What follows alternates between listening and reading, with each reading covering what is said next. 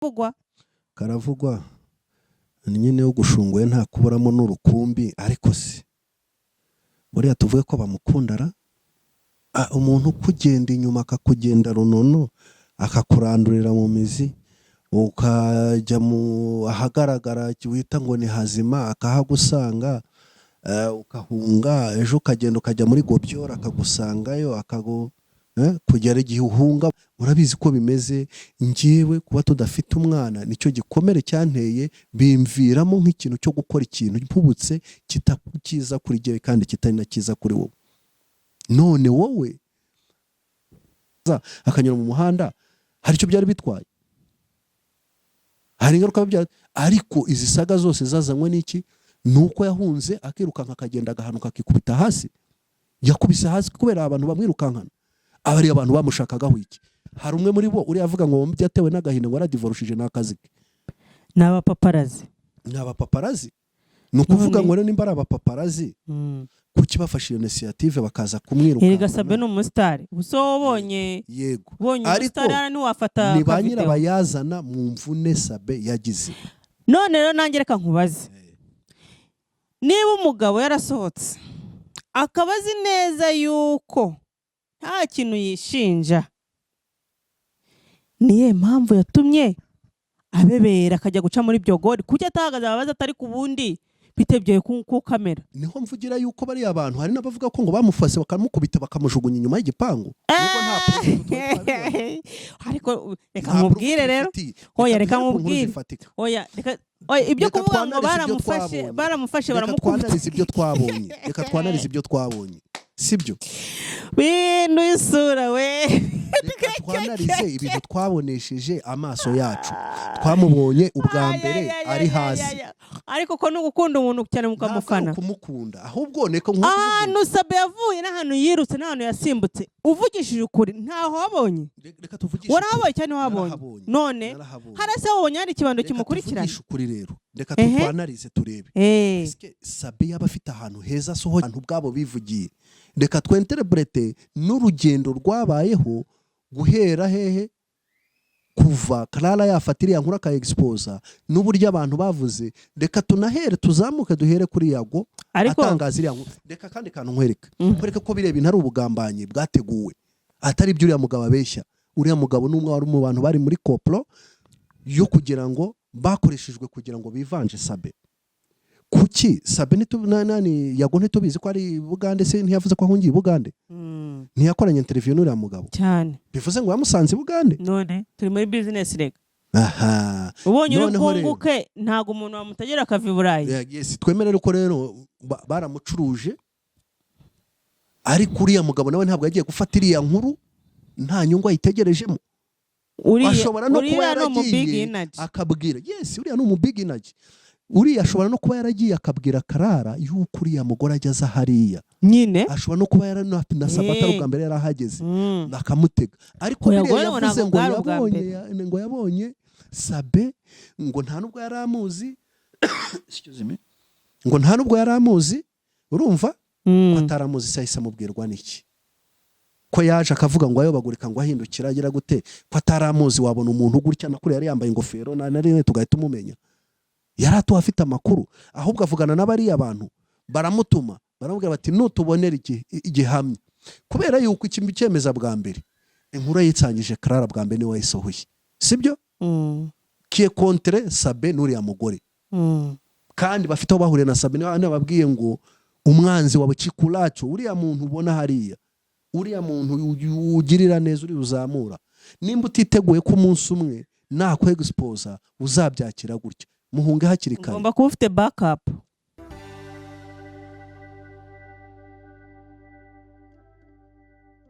Gatubasuza kandi tubaye ikaze mwe mukunda kandi mugakurikirana ibiganiro bya Mika TV Show. Nizere ko ahantu hose muri mumeze neza, nizere ko Uwiteka akibarinze akibitayeho. Umunsi turi ku cyumweru, Imana yemeye ko tubyuka turi bazima, turatambuka biremera, turavuga biremera. Reka tubonereho dushimira abantu bose bakoze subscribe kuri Mika TV Show, ndetse abantu baherereye mu mpande enye z'isi, ubwo impande enye z'isi iyo tuzivuze abantu bize geography bahita babyumva vuba.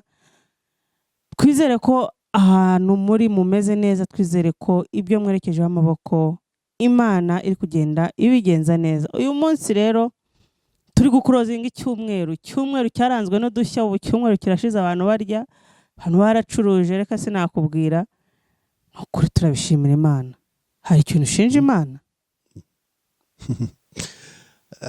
Ni muri showbiz birakaze cyane. Ntabwo navuga ngo nabishimira Imana. Hari ikintu ushima Imana? Njyewe ndashima Imana ko mpumeka, ibyo byonyine. Njyewe nta kindi njya nshima Imana, nyishima kubw'impano y'ubuzima. Ibindi byose biza kubera ko ufite ubuzima. Ndashima ko yaturinze, icyumweru kikaba kirangiye ari amahoro. Njyewe n'umuryango wanjye, ndetse ibindi byose byo mbifata nk'ibihita. Yes. Ni story ni by'isi, ni uko nyine bimeze, ni ikizungerezi, bihaza bimwe haza ibindi. So ariko ntibyari byoroshye muri iki cyumweru, cyane muri showbiz. Niho tubarizwa rega. Iyo tuvuze ngo ntibyari byoroshye muri iki cyumweru, ubwo uyu muntu ubarizwa, umuntu ukunda social media ahita byumva vuba. Dore amabombe, dore amacenga. Byatangiye kuwa gatandatu, ubu ngubu twujuje iminsi 8. Ni kuwa gatandatu harya kuri da. Ibintu byatangiye kuwa gatandatu. Bombe ya mbere Clara yasohoye hari kuwa gatandatu nimugoroba. Yego. Abantu barangije bayisamira hejuru bavuga bati noneho tubonye ibiryo. Harahiye. Dore amacenga nanjye nkaba umufana. Nuko rero uyu munsi turi ku cyumweru, tujya ngo dukore revision turebe se icyumweru cyagenze gite mu buzima busanzwe tutarajya muri showbiz. Ubundi wowe icyumweru cyakugendekeye gite? Je ku giti cyanjye icyumweru rwose cyagenze neza, kuko ibyo nagombaga gukora narabikoze. Ikisigaye byose Imana yaraturinze. Iyo bukeye rero bucana yandi, iby'ejo bikabara bejo. Nje nuko mbebara. Okay. Dore ntabwo turi bujye kure rwose y'ibintu maze iminsi bivugwa. Akubundi umuntu witwa Sabe yaba yoroherwa, yaba yakomerejwe, ubundi bimeze bite? Birakomeye kubona amakuru ye y'imvaho cyangwa se yibanga muri no minsi, cyangwa apfuge ngo yizewe. Kereka yagaragaye nyine bakaba barimo bagenda barekura udutero shuma. Bamurasaho bamugera gute, umuteraho utuntu tw'utubombe. Ariko ndizera aho ariho yagiye kwivuza. Kereka ngira ngo abantu bo mu muryango we cyangwa inshuti za hafi nibo bashobora kuba babona amakuru, kandi abo ngabo ndumva batayatangaza bikurikije ibyo tumaze iminsi tubona muri social media. Ntabwo bashobora kwaba ari uguhurwaho n'ubundi abantu navuga yuko batamwifuriza ibyiza. Ariko se ubona ubundi ubona Sabe baramwanga, kuba baravuze biriya baramwanga cyangwa bavuze ibiriho? Baca umugani ngo akariho karavugwa.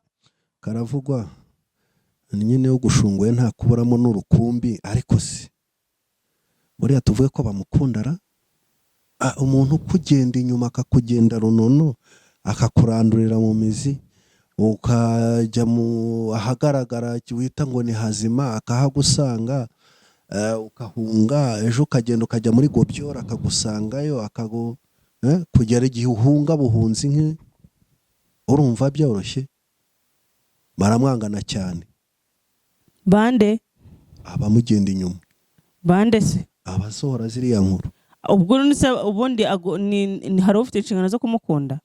Nta ufite inshingano zo kumukunda, ariko se hari n'ufite inshingano zo kumubuza amahwemo. Biriya byitwa kubuza umuntu amahwemo. Oya? Yes. Oya? Biriya ntabwo ari ukubuza umuntu amahwemo. Biriya babyita kudarapa umuntu, ukamushyira kuri wambonye, ukerekana ibyo abantu batekereza ko bidashoboka. Ibiki batekereza rero ibyo batekereza ko bidashoboka kuri Sabe. Ngira ngo wagiye wumva bavuga ibintu byinshi, bagateka Sabe ararengana, Sabe wacu, Sabe ufasha abantu, yego nibyo, ariko birengagiza yuko umuntu akora ibyiza agakora n'ibibi. Icyo nicyo tugomba kumenya.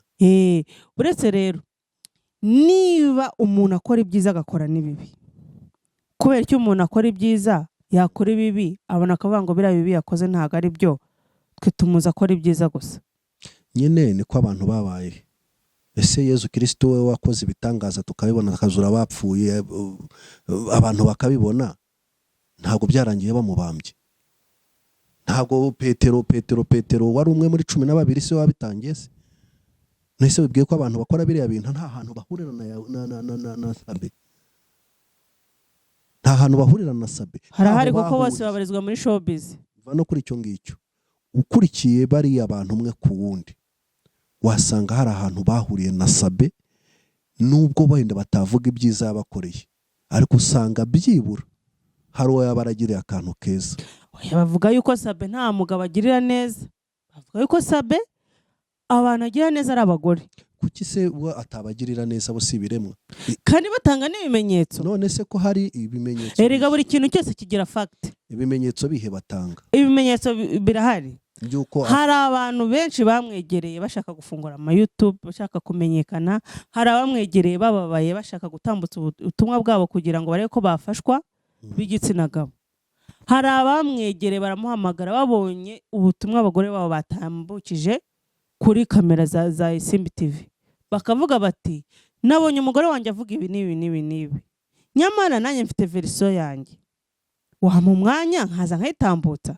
Ibyo ni ibintu twagiye twumva abagabo batanze ubuhamya rwose, ntabwo tugiye kubisubiraho ngo tugire. Ariko Sabe akakubwira ati nzakubwira, iyo nzakubwira ikagenda ikamara imyaka ingahe? 3. Mu yandi magambo nk'umunyarwanda niko akunda kubwira ati nzakubwira, ntakwangire ntakwemerere, akakuregeza. Yes, reka tubyemere. Rero muri abo bantu bagiye bamusaba support zo kuba nabo bafungura YouTube channel bakaza bagatanga ibiganiro kugira ngo nibura barebe ko bakura nibura niyo yaba ari 3,000 kwa Sabe muri miliyoni, ntago ari abantu bake. Sabe akababima. Ariko dukoresheje janisha, wakibaza uti kubera iki Isimbi TV 99.9 kubera iki hicaraho abagore gusa? Okay, reka tubyemere ko ari abagore, tubifate gutyo. Mw'abantu mwe, reka ikintu cya mbere tukirebe ni abagore. Abagore ni bakoresha, sibyo? Nimba akoresha abagore akaba ariyo noza ye yahisemo, ariyo bwo buryo bwe yakoresha hisemo gukora, kuki tutabyumva gutyo? Kuki twakumva yuko gukoresha abagore ari ikibazo? Ese abo bantu bashatse gutanga ama verisiyo yabo, bwo wenda yakoresheje umugore wanjye, nanjye reka ntange verisiyo yanjye. Nimba yarabyanze, Sabe ni ufite platform ishobora, cyangwa ni ufite iyo channel ishobora kuba yahitisha ibiganiro bikumvwa n'abantu bose. Ni hari abandi babikora. Nimba atabishaka kuki atagenda akabinyuza ahandi? Icyingenzi suko Sabe niwe muntu ufite platform mu Rwanda. Yego, ushobora kuvuga akababaro kawe n'ibibazo byawe ufite ukahava nibura mu byumweru bibi bikemutse. Ndeka nkubwire rero, nimba ari ibyo ngibyo, Sabe bamufashe nk'Imana kandi si Imana. Nimba ibibazo byawe byarangirwa na Sabe, ntago ari ugomba kubirangiza, ahubwo birangizwa ku Isimbi, kuko Isimbi ifite audience ingana na miliyoni irenga. Tubyemere. Ubu se nta zindi channel hano muri biterwa rega nuko wubatse channel yawe. Sabe yubatse channel mu rwego rwo gufasha. Abagore bakaza bakarira, umugabo yarantaye, yarankubitaga, mfite umusiganya abana 3 ndi ngenyine, no kuri nta kuntu mfite ko kugira, abantu bagafasha, ubufasha bukaboneka. Ejo akaza undakarira bikagenda gutyo, ejo akaza undakarira bikagenda gutyo. Abantu biyumvamo yuko nk'ubu ngubu ngiye nakubwira amacano ageze kuri 3 mu Rwanda, ushobora gucishaho akababaro kawe cyangwa ugasaba ubufasha, support yariyo yose ukafashwa. Ya mbere ni Isimbi TV, 2 Zaburi nshya kwa Prezire, 3 ni impanuro kwa Pasi. Ariko muri abo bose nta muntu warusha Sabe Isimbi TV ubuvugizi, kandi yavuze baramwumva. Ndabyibuka ngewe ntiyigeze, hari umukobwa wageze kuza ku Isimbi avuga uburyo nyirarume yajyaga amuhohotera, avuga inzira y'umusaraba ye yanyuzemo. Uwo mudamu Imana ishimwe mu minsi 4 gusa yarabonye 5 miliyoni. ubuzima burahinduka, ahita akora business zo gucuruza gaze. Ibintu birahinduka. Hari n'abantu bagiye babona harenze ayo ngayo, sibyo? Rero iyo utangiye guhereza platform bamwe abandi ukayibima, biba ari ikibazo gikomeye. Umuntu yihaye, kandi umuntu gukoresha umuntu ashatse nabyo ni uburenganzira bwe. Sinumva rero kuba atarahaye ijambo abantu bamwe aricyo cyaba ari ikibazo. Nimba aricyo kibazo, abantu bashakira n'ahandi bakajya no kuki se ni batanze kwa Sabe ngo bijye ngo bajye ku rugendo cyangwa bajya ahandi cyangwa bajye kwa Yago, kandi urugendo rudafasha abantu babo badafasha. Ni ukuvuga ngo kujya kwa Sabe egare gusaba ubufasha. Kujya kwa Sabe urabona ko hahora abagore barira nyine, most y'ibiganiro akora haba abagore barira. Reka cyo wenda rero iyo ugiye ari ukarira, dutandukanye ibintu bibiri, sibyo? Dutandukanye ubufasha, dutandukanye ubo yabwimye, dutandukanye n'ibibazo yahuye nabyo. Niba rero yarimye abantu ubufasha, niyo mpamvu bamugiriye ishyamba. Uretse rero hari abantu bateye gutya bavuga ati okay, uyu muntu anyimye ubufasha, nyamara nanyenze amafuti ye, hakundi wazamwe expose ko n'ubundi hari yari. Kandi nanone bivuga yuko Claude hari ibintu utari bwirengagize ngo tubyumvikaneho. Mbere yuko yisagiza uri ukasaga yari hari mbere yaho, bivuga yuko bashobora kuba baragiriye ishyamba Yago. Tubyemere, kandi uvuze ko batarimugiriyemo, ugerageje amakuru ukuntu yagiye asohoka, ukuntu bakoze inama bakazimya ngo bazimye ba supermanager n'abandi, waba wigishije nkana. None niba umuntu akorera abandi ibintu bibi, kubera iki abandi bamwe expose mukababara? Ushingirayo umuvugira? Jewe reka wenda si ukumuvugira, ahubwo ubwenge bo bagize nuko be expose, nuko bakora ibintu bibi batagaragara. Yego, si umuvugizi we. Ngiye icyo nshaka ni ukugerageza kureba kwexposa, no gusesengura ngo turebe iriya exposition, biriya bintu byabaye eske ni ihe impact, ni ihe message. Ubundi ibintu bica muri social media byakagombye cyangwa se dusigira message public, byakagombye kuba bitanga message yaba nziza yaba mbi, kuko message yose igira inkurikizi. Noneho rero mbigira inkurikizi, impamvu tukwiye kwita kuri ibi bintu tukanabisesengura, tukanabikritika, byaba positif cyangwa negative. Hamaze rero impamvu jewe naje muri context yo kuvuga ngo bari abantu barahemutse, sibyo? Imaze iminsi mijugujugu ari mu kirere, ntabwo ndumuvugizi wa Sabe, sinashima ibyo yakoze, hatagira unyumva nabi, ariko nta nubwo Sabe ari uwo kubambwa, sibyo? Turebe nk'umuntu w'umugabo, Sabe afite ibyo yakoze, akorera abo yavugaga n'ibindi bari abagiye bagaragaza, yagiye adutwara abantu kugira ngo bubake platform ye, abantu baduhaga ibiganiro, ugiye kwa Sabe ntagaruka. Iyo ni strategie commerciale. Yabatsinze muri strategie commerciale, kuko simpamya yuko nimba akoresha abantu, simpamya yuko wenda ari iyo mpamvu, simpamya ko umugore wese wanyuze hariya nkuko bivugwa, simpamya ko Sabe yamurongoye. Oya ntabwo byashoboka, gusa yabari imfite igihugu, ntabwo bishoboka. Ni ukuvuga ngo gusa iyo ikintu cyagaragaye habonetse akantu gatoya, inkomyi nyine byanze bikunze, iyo bavuze ngo wigurukanye umutanyu ngo bavuga ko yabamaze, hari n'abarushije Sabe.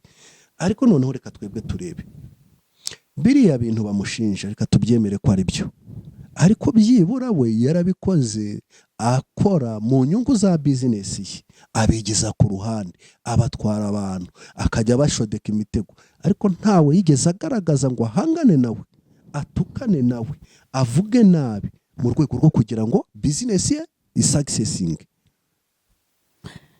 Yine buri muntu wese agira uko akora business ze, no kuvuga ngo rero cyakoze aho hantu yarabatsinze, yarabikoze intelligemment, silencieusement, bose ntabwo ushobora kuvuga ngo Sabe ngo ibi n'ibi n'ibi. Niyo mpamvu rero abo bantu niho bahereye bamutega ntago bamuteze ntago bamuteze ahubwo baramukurikiranye bavuga ati uko byagenda kose uyu mugabo n'uyu mugore turabizi yuko hari kote faible turayizi ni icyo kintu rero bamufatemo bavuga ati niba yigaragaza ko ari intama kandi ari ikirura reka tumwe expose abantu nibura yerekana ko ari Mesiya kandi ari we reka tumwe expose abantu nibura bamenye uyu muntu uwo ari we bamenye ko ari umu opportuniste kuko buriya reka mubwire rero ko ikintu cya mbere kigora kibaho kandi kibi kibaho ni ugufasha umuntu warangiza ukamufatira mu ntege nke afite kuko ubona neza yuko nta handi hantu ari bukore ubufasha akaba ariho hantu umufatira yemamye neza ko reka tuhashungure tugende ikintu kimwe ku kindi turebe icyaba ari amakosa kuri we tunarebe kitari amakosa kuri we n'icyagaragaye nacyo tugira uburyo tugikritika. Uravuze uti ufashije umuntu umufatiranye n'ubufasha umuhaye sibyo? Bari abagore si babiri ni babiri none se kuki yagiye kuri uriya ntaje kuri uriya kurinde ko bavuga ko bamufatanye na ngwino ndebe kuki batamufatanye n'impanga si umugore we se impanga iz'ubwenge voilà iz'ubwenge niko zisobanura utanze nimba z'ubwenge se undi ni nta bwenge azi kuko uriya mugore bahuye na Sabe azi ko bahujwe na business ahubwo uriya mugore igihe cyo navuga ni umu opportuniste.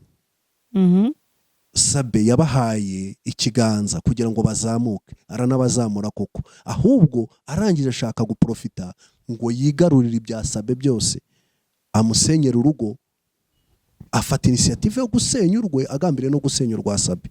Kiri ko mbibona kuko uriya mugore umuntu wari ufite umugabo wubatse wamwe expose akamuzana kuri live kuri channel ye akavugira gute bakamukorera surprise n'ibindi yarangiza agafata initiative bikaba inshuro ya mbere nubwo nta bimenyetso byagaragaye yarangiza aho kugira ngo yiyunge n'umugabo wamusaba imbabazi bakomeze agafata inzira yo guturugo akajya gupanga babyaranye afitanye abana si ubwa mbere mu rugo n'umugabo wabagiranye ikibazo ariko abantu bitwa intwari ari uko bakemuye ibibazo byabo nta rugo na rumwe rutagira ibibazo.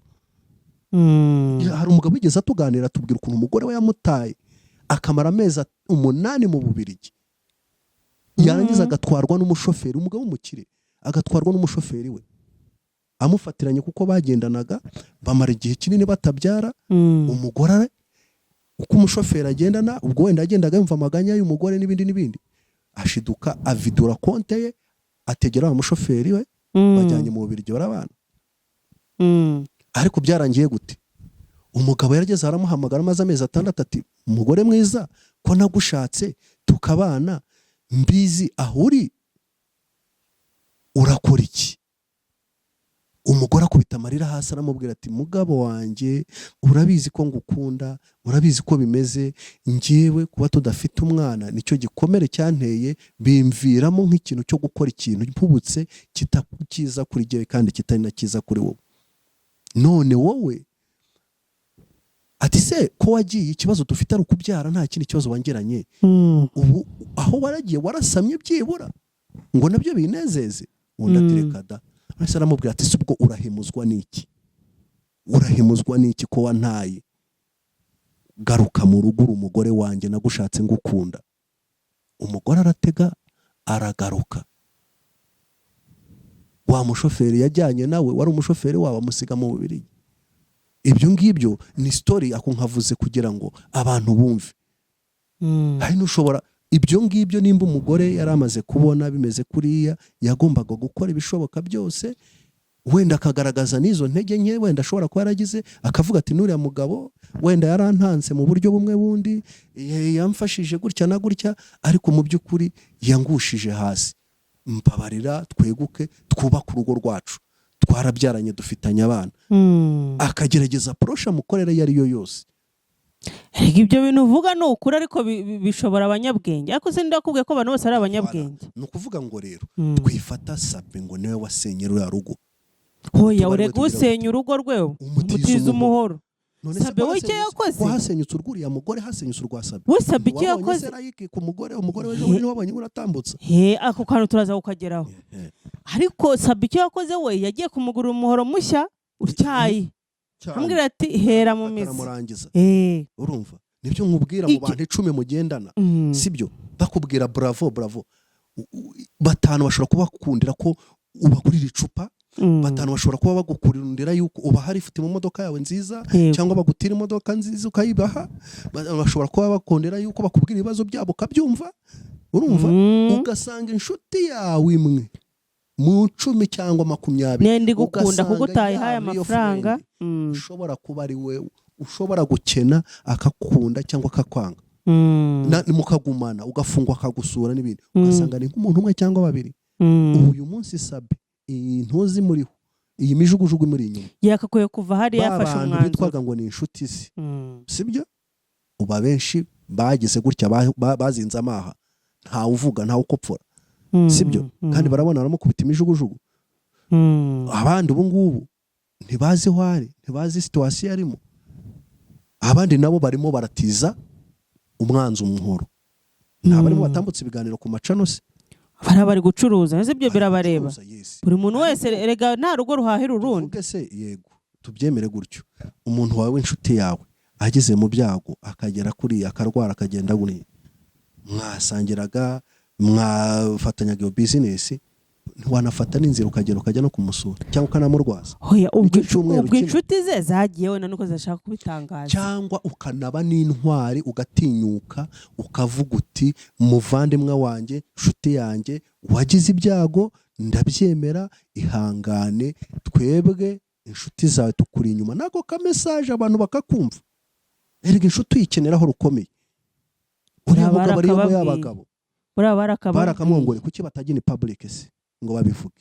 Buri muntu wese abantu bakubita imijugujugu nk'iyo barimo bamukubita bavuga bati ubwo nawe uri kiraya nkawe, bamukubita ama comment abanza yumve ufuke inshuti ko mwajyana abanza mutuka. Hari riyo nkuru nzi tugiye tuzi zerekana ubucuti nyabwo bwerekana inshuti iri close sibyo. Mu mateka y'u Rwanda ngira ngo hari umugabo umwe wigeze kugira gutya agira ibibazo, agirana ibibazo kandi agirana ibibazo na leta ye, kandi yari umuntu bafataga nk'umuntu w'intwari.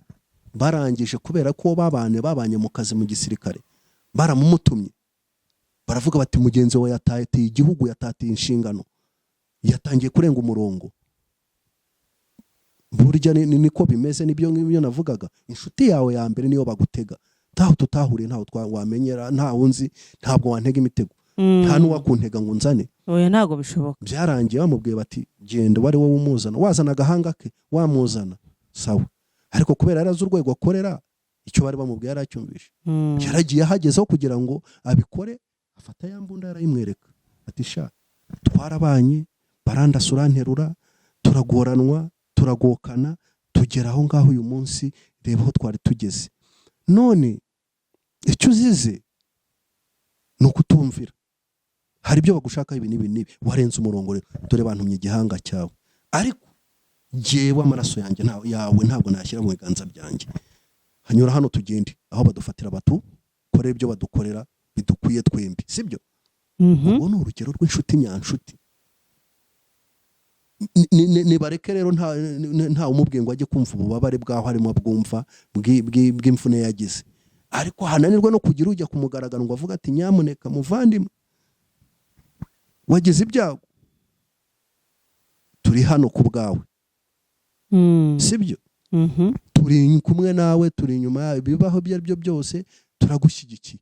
Ngo ako kantu nawe byibura muri hari byinshi nawe yumva nakurikirana, cyangwa nimba yarafunze n'amatwi akavuga ati ntabyumva kugira ngo bitamusenya mu marangamutima cyane. Yego, ariko ako ka message hageze umubwira umugore we ashobora kuba bikurikirana cyangwa abandi bavandimwe bakavuga bati kanaka yaba mu mfututi ze ziri close, kanaka byibura yatinyutse aravuga.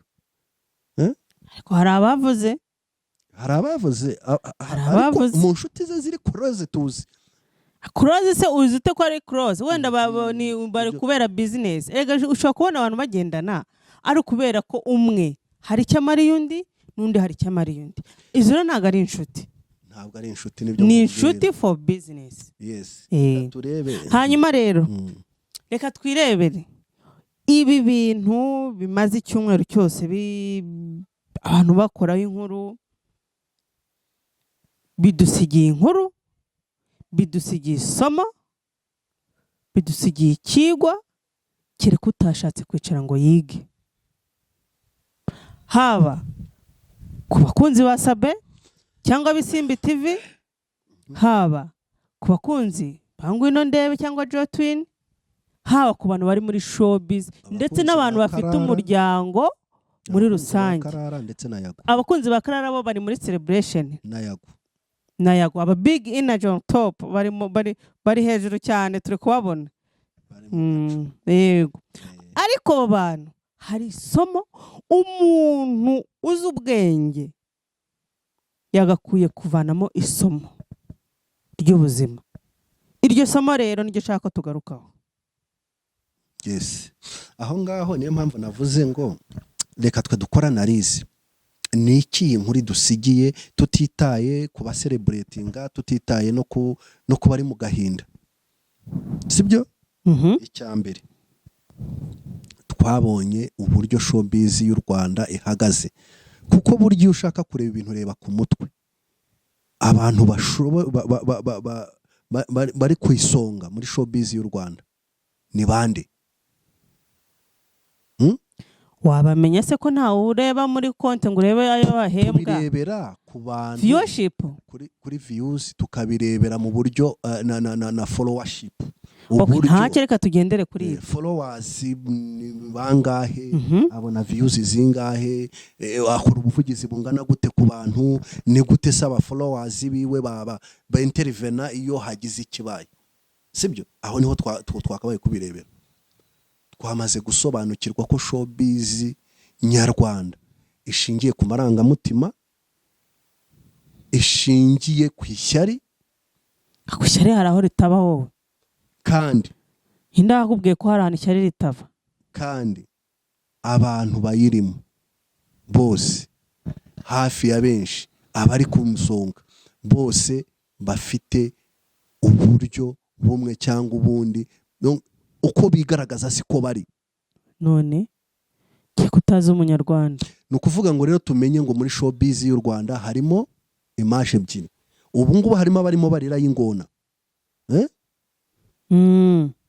ariko bakarira y'ingona batagamije kuvuga real cyangwa se batababajwe na Sabe. Nta ubabajwe na Sabe, rega sababajwe n'umuryango we. Voilà. Icyo tukimenye. Ibyo ngibyo abantu utanabiza bimenye. Iyo ni niko kuri. Showbiz y'u Rwanda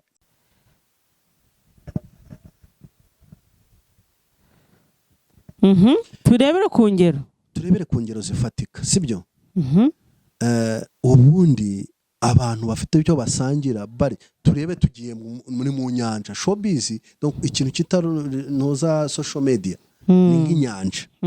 Buri wese ashobora kugenda agashyiramo indobani ye, ukaroba urufu runini, ukaroba gatoya, cyangwa se akaba n'ufata ubusa, akaba n'ufata byinshi, ariko ntawe urwanira amazi. Oya, ariko nano niko bimeze. Yes. None se ni gute abantu inyanja iri hariya nta n'umwe ifitemo controle, ahubwo buri wese ashobora kugira amahirwe yo kuyibenefisia bitewe n'uburyo yitwaramo, ariko ugasanga abantu bakubitana imitwe. Uzi impamvu? Nturako turi hano mu rugo, ntituri hano mu rugo. Ubu hari umuntu wapfa kutwinjira hano mu rugo tutabishatse. Ubwo ngubwo haba hari ikindi kintu ubwo kimuzanye. Ndavuga ni uramutse hari umuntu ushobora kuza gukomanga ntumukingurire, sibyo? Utamukingurira se ntasubirayo? Asubirayo. None se niba wowe wikurura ku muntu, ubundi hari ikintu abanyarwanda bagomba kumenya. Abanyarwanda bagomba kumenya ibyabo, buri muntu wese namenye ibye. Usibye na showbiz, n'aba bacuruzi bakora muri commercial baba muri PSF, sibyo? Ushobora gusanga bahura rimwe mu mwaka kandi bareba inyungu y'iki ya company ya PSF. ariko ugasanga buri muntu wese akora ibye ndetse n'ukorana n'undi nuko hari umwe afitiye inyungu undi ku wundi. Nta muntu udahuzwa n'undi n'inyungu zaba materiyeri zaba zifatika cyangwa zidafatika. Rero kugira ngo umuntu zitari materiyeri ziba ari sociale. Yego. Rero kugira ngo umuntu ajye kukurimbura nuko rewe bamwizaniye uba wamwihaye kubera ko niba uzi neza yuko muri showbiz harimo amashyari nawe ukagenda bya bintu by'ikinyarwanda bavuga ngo ugenda wasamye barakurimbura da. Hari ibyo bintu byabaye kuri Kejon, ngiye buriya Kejon naramwumvishe ariko mpamya neza yuko yaza kumenya ibye akajya atakare akamenya agomba kujya n'atagomba kujya, ntago bari kuba baramuroze. Yego rero abantu nibamenye kumenya ibyabo. Iryo ni isomo ni n'isomo ry'uyu munsi rwose rikubiye mu bintu tumaze iminsi. Ibyawe wa muntu we naho numenya ibyawe ukabipartaje abandi, harimo abagendana bavuga amahoro ariko imihoro bayishyize inyuma kugira ngo bakurangize. Iryo kabiri, abantu iyi showbiz iki cyumweru ikintu kidusigiye bitweretse yuko umunyarwanda tuzi atarigera ahinduka. Umunyarwanda ariko reka nkubwire nuko ibi bintu bifata ukabyegereza umutima cyane. Ibi bintu biba muri showbiz ku isi hose. Ku isi hose n'abanyamerika barakudarapa, ahubwo ikintu showbiz y'u Rwanda iracyari hasi, ntago barabasiviriza. Ubu ngubu Sabe niwe muntu nge naze numva ejo ndi kuri Twitter kuri Space bavuga uburyo Sabe ariwe muntu wagahosheje bino bintu abantu bagaceceka burundu bagatabura content cyane. Ariko we yafashe umwanzuro wo guceceka. Abantu bavuga ibyo bashaka igihe bashakiye. Buriya hari ikintu gikomeye. Ariko ibi bintu bijya biba no muri Amerika ukajya kubona ukabona nyirabyicaye kuri nuza yiwe akavuga ngo njye cyangwa ku kinyamakuru gikomeye akavuga ngo ibi bintu narabikoze wenda nari nasinze inzoga zarantegetse. Jihad se ntumubize yerekana igipusi cyuko byagenze cyamaze kangahe. Yaravuze ati genda indaya n'ubundi ibi ni business yanjye. Nukuvuga ngo nkorera online. Urumva yakuye urushije mu bantu yabashije gufunga iminwa y'abantu. Uwarebye icyo gipusi akakina nacyo kikamushimisha ibyo nibye.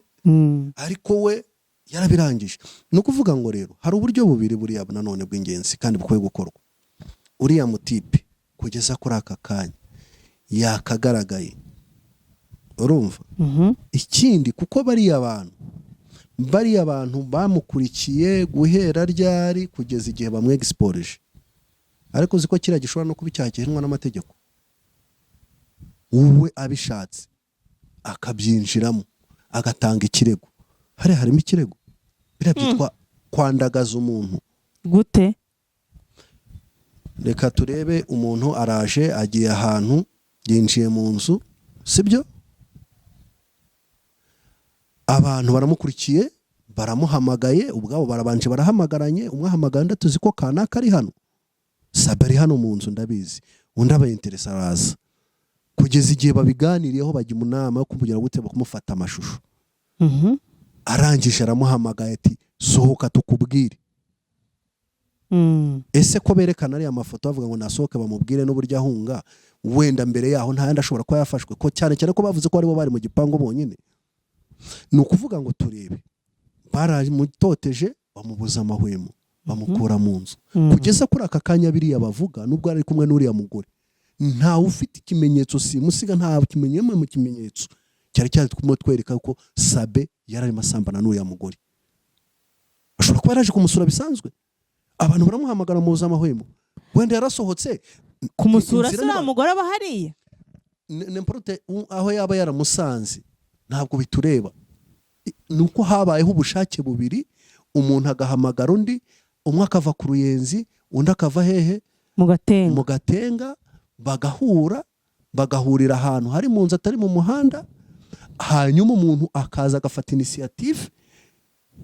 Biriya bintu uriya mutipe yavuze witwa John, uriya mutipe ni umunyamafuti, ni umunyamatiku, ni n'umugome, bakamuhamagara gasohoka. None se tuvuge reka ubu ari wowe twishyire mu mwanya wa Sabe, urasohotse abantu baraguhamagaye sibyo iriya mvune jewe yuriya mutipe nyishyira ku gahanga kuriya John na bagenzi be uti kubera iki baramuhamagara bamubwira ngo nasohoke mu nzu sibyo cyangwa gusohoka abanza gusohoka umugore aragenda aganira nawe nituzi ikiganiro n'icyo gikubiyemo babwiye uriya mugore sibyo John ariko arabisobanuye avuze ko umugore yandikaga avuga ngo urabona ko bari bakamiye telefone John namufata nk'umwe mu bagambanyi ba kuri Sabe sibyo wenda Sabe umugore kuko bavuganaga yandika bashobora kuba baramubwiye nko kuriya mugore wavuze ati hari abasore barunguruka gutya na gutya bashobora kuba bari baramuteze ari benshi turebe ziriya nkuru tugende tuzihuza akareba akamubwira ati nyamuneka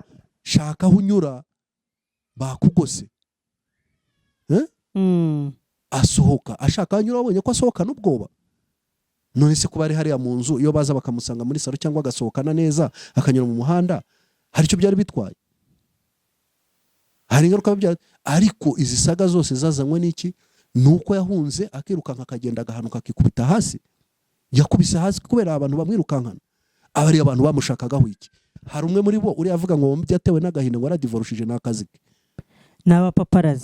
n'abapaparazi ni ukuvuga ngo nimba ari abapaparazi kuki bafashe iyo initiative bakaza kumwiruka Erega Sabe ni umusitari gusa wabonye yego ariko ntiwafata ni ba nyirabayazana mu mvune Sabe yagize none rero nanjye reka nkubaze niba umugabo yarasohotse akaba azi neza yuko nta kintu yishinja niye mpamvu yatumye abebera akajya guca muri byogori kuki atahagaze ababaza atari ku bundi bitebye ku kamera niho mvugira yuko bari abantu hari n'abavuga ko ngo bamufase bakamukubita bakamujugunya inyuma y'igipangu nubwo nta ariko reka mubwire rero oya reka mubwire oya reka ibyo kuvuga ngo baramufashe baramukubita reka twanarize ibyo twabonye sibyo bintu isura we twanarize ibintu twabonesheje amaso yacu twamubonye ubwa mbere ari hasi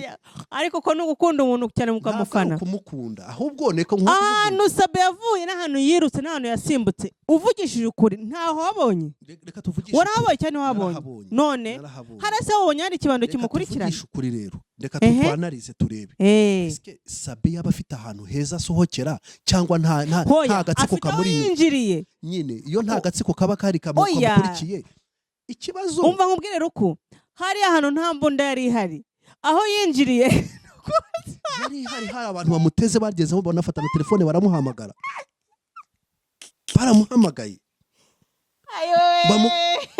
bamutesha umutwe batisohoka ese bamubwira ngo bamusohoke kugira ngo bigende gute wenda bashaka kumwica ikikwereka ko ari bashaka kumugirira nabi ntago bari kumwica kuko hari kumanywa hari abantu benshi babarira nanjye ntange version ubwo yarazi neza ikintu wiseka uraseka nyamara mu bintu bibabaje bino bintu ni ibintu bibi sibyo reka turebe kuki urumva kuki yabacitse agahunga bakanga bakamukurikirana bakageraho kuko ibintu ushatse nyamara wabireka ibi bintu wabireka ariko ntibavuga ko ariko reka nkubaze tuvugishije ukuri uri umuntu w'umugabo uri kumudefanda uko ari umugabo mugenzi wawe ubaye usohotse hano mu gipangu yego ugasanga umuntu afite telefone gushyira ku kamera uzi neza yuko umutima wawe utagucira urubanza ntabwo wahagaruka mubaza impamvu agukamera vugisha ukuri wambwa ati uri mu biki urankamera kubera iki reka mbyemere niba rero mbabarira aka kavideo ngiye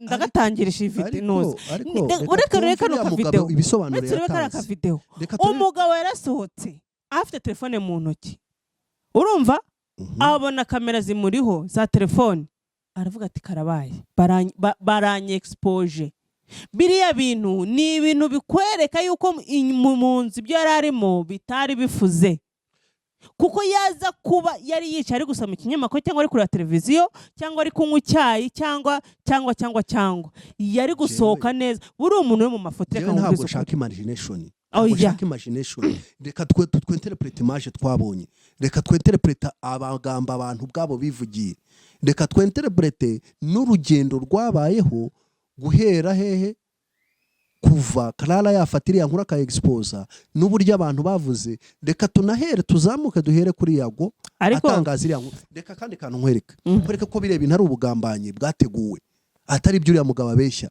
Uriya mugabo n'umwe wari mu bantu bari muri koplo yo kugira ngo bakoreshejwe kugira ngo bivanje Sabe. Kuki Sabe nani Yago ntitubizi ko ari Bugande se ntiyavuze ko ahungiye Bugande? Ntiyakoranye interview n'uriya mugabo cyane bivuze ngo yamusanze Bugande. None turi muri business rega.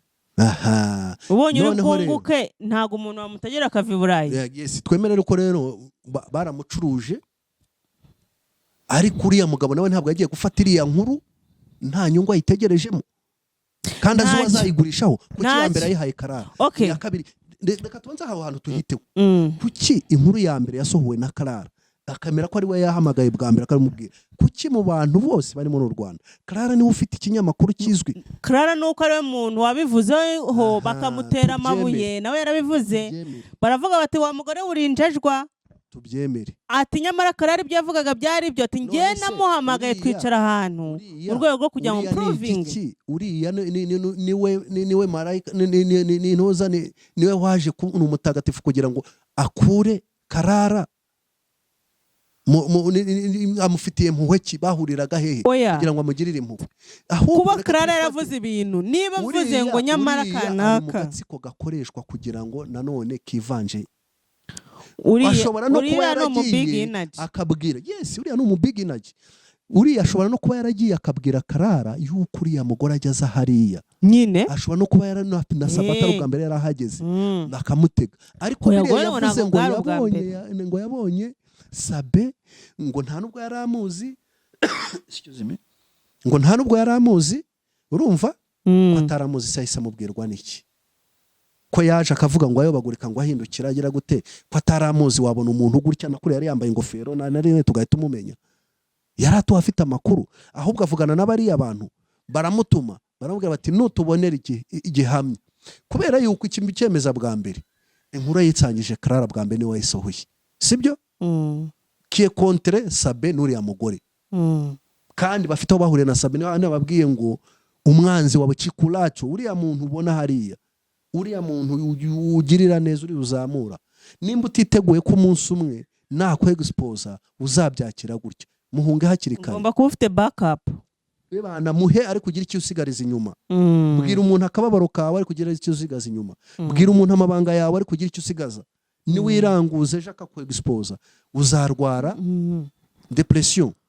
Hanyuma rero iya kabiri ntiyasohoye na Yago si we mukoresheje Yago kie contre Sabe. No hane nkubwira ngo harimo ishyari harimo n'amatiku. Harimo ishyari n'amatiku ariko ibyo ngibyo ndabiha kurusha uko ari twabitekaga ko ari show business. Ariko rero ibyo ngibyo ishyari n'amatiku ndabiha 5% ahubwo business showbiz ndayiha 90% kuko urabona yuko iriya video yenjeje amafaranga menshi Yago. Ubu ngubu kose ikofira byimbye ariko ntekereza ko kandi nawe nibyo ashaka kuko biri mu bintu byatumye bapfa batumirwa. Niba ubona umutumirwa agiye kwa Yago akagira 100,000 yazo akagira 70,000 ariko ntekereza ko kuri aka kanya byikubire bazajya baza bose wanjye. Urumva kuri aka kanya ku nkuru ya Sabe sibyo tuvugishije ukuri ntekereza nko kuri Yago na Clara ntabwo ikibanejeje ntabwo ikibateye swingi ari amafaranga na views babonye muri iriya nkuru. Nuko exposa umunyabyaha no gushwanyaguza cyangwa ngo umunyabyaha no kugera gute ntaho utakora ibyaha abana ntimukajye mutube si Yago se we bamuvuze inshuro zingahe buri wese agira Yago nawe agira ibye naye bazamu expose bavuga kwigurukanya umutanya ariwe yamaze. Sabe ntabwo ari we mugabo w'umusambanyi muri iki gihugu cyane ariko nuwe mu social media influencer tubyemere gutyo. Tubaramutse tubonye no mu ministry twamwe expose reka nkubwire iyo babonye umuntu ari bucuruze barako expose papa. Reka nkubaze rero ikintu kimwe unyemerere mu bintu bibiri ngiye kukubaza. Iriya nkuru kubaye expose uyifata kandi unsubizemo kimwe ntumbwire ngo byombi uyifata nkaho bwari uburyo bayishatse kugira ngo cyangwa bayibumvishe ko bayibona bayitanguranwe kugira ngo bayicuruze kurusha abandi cyangwa kugira ngo basenyere begisipoze Sabe. byose Ni byose, ariko ikiri on top ni iki ukurikije komantere zakurikiyeho. Voilà, baramwexposa kubera iki? kubera amabi.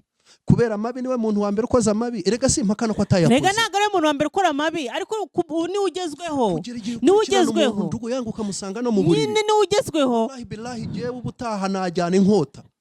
Najya ngenda mfite inkota nkayisiga hariya. Ay kororo ndubi. Jewe ndi ku ncuro ya kabiri. Umva bavuga ko ingeso upfa nyirayo yapfuye n'abantu mwe. Reka tubwire. None ingeso aracyayifite aho arwari. Azakira kuko afite amafaranga yo kwivuza, uriya mugabo azakira. Kandi nimba kari akantu karamunaniye. Akabajwende ni koga ngo niyo koza ni gake. Niyo gake ni gashumuntu. Icyo nzi cyo. Ngo niyo gake ni gashira iki? Umunuko. Icyo nzi cyo n'ubundi azongera bikore. Ariko izina ry'Imana jewe namenye, namaze kukumenya ko nkurikira. Kugira ngo unyexpose ukagera naho usanga mu nzu nasohoka noneho ntari muri position yo guhunga. Nyine nicyo kintu twagaye Sabe. Umva nakubaga buhera. Reka nkubwire, kira nicyo kintu twagaye Sabe. Niba uzi neza kuri mu makosa, ukaba uzi neza yuko nyine ukaba uzi buretse maze nkubwire, niba uzi neza yuko uri mu makosa, ukaba uzi neza kuri mu mafuti, ukaba uzi neza yuko bashaka kukwexpose. Umva Sabe, ndabizi wenda ntunyumva cyangwa se ariko hari uzabyumva akabikubwira. N'amafuti y'umugabo nibwo buryo bwe, wakoze amafuti ubyemere, ariko abantu bakugenza inyuma. Hari uburyo bubiri, hari uburyo ukoresha bwo gukora rassurance tu ebana. Abanyankone bavuga ngo ingoma idahora yitwa igicuma. Izina ry'Imana nawe utihoreye aba bantu ntabwo waba uri umugabo. Amafaranga nta kimana yaba yaraguhereye, iyo mpano nta kimana yarabiguhereye. Yihora tese boko badasambana azabategera kazi ka ibi bintu uvuze. Ejo hazagira urenga umuhanda bwati nyamara hari umugabo wamugira inama. Ibyo ngibyo urumva. Kabiri, hano muri ritotezwa n'ikurikirana n'ifata ry'amafoto, n'expose amafoto no kumujyana kwa muganga, abamugiriye nabe bakagaruka bare bajyana bigize intama. Ariko uzi kubona umuntu ari ukwirukankanya ukajya kunyura hatanyura ukajya kuvunagurika, agaruka akaba ari kuvuga ko yaje kuguterura akakugendana ibirometero. Nyine numva ubugome nyine. Ariko karakaru ni kabi. Wabyumvisha munyarwanda wari ariko ukajya hari kumva ko washaka kugarura umuntu. How? Unagira ngo nari nabaganirije, ngo none bene namuganirije ngo ngo toka kure wamuganirizaga iki se? Waramubyaye? No, umva kandi kantu kandangije. Urabona ko rero umuntu afashe iriya video, ibaze ko umuntu ari gusamba avuga ati umugongo uranyishe, aho kugira ngo umuterure ukabanza kuvuga ati reka mbaze kwanza ngira aka video nibikaho. Ngo biriya bintu byari ibindi bibiri inyuma. Ariko umva part 2 iraje. Reka tubararikire gukurikirana part 2 kuko ibintu birakomeye cyane. Aneza hano siseye ubwoba, ariko ibintu urukundo avuga ni ukuri. Kuko ngenge mvuga ngo amafuti y'umugabo nibwo buryo bwe. Amafuti y'ubugabo nibwo buryo bwe. Kandi buriya si n'umugabo gusa n'umugore. N'umugore yaba umugabo biterwa na position urimo. Iyo uzi neza kuri mu kibazo, siko bimeze? Umuntu akagusanga muri position uri mu kibazo kandi abizi neza yuko nutushaka tubara ko expose. Hita ushira ubwoba ahubwo hangane nawe. Hari ahantu Sabe ari guhagarara akamufata mu mashingo ahubwo telefone akayimena. Avesha abasore bangahe ko dukurikirana inkuru tuyumve. Noneho uriya yavuga umwe, ariko wa mudamu wa nimba ari mutwara sibo avuga ko hari agakundi k'abasore bafotoraga bahengereza. Uriya mugore ngo ni mutwara sibo, urawe mumuzana, uriya mugore arabeshya. Sabe cyangwa umugore wawe mufite uburenganzira bwo kugenda mugatanga ikirego hariya muri RIB, mugakurikirana bari abantu, nimukurikirane bari abantu, RIB byinjiremo ikururiya nkuru icukumbure urebe ikizavamo. Reka tubashimire abantu badukurikiye, twizere ko mugiye gukorera part 2 turebe ese ubundi Sabe nize ngaruka mbi yaba yahuye nazo, cyane ko afite umuryango, afite akomoka kwa se na nyina, afite barumuna be bakuru bashikiwe, nibaza ko atari ikinege, afite n'umuryango yashatsemo. Tugiye gukora analize noneho turebe ingaruka ibi bintu bigiye kugira ku muryango wa Sabe.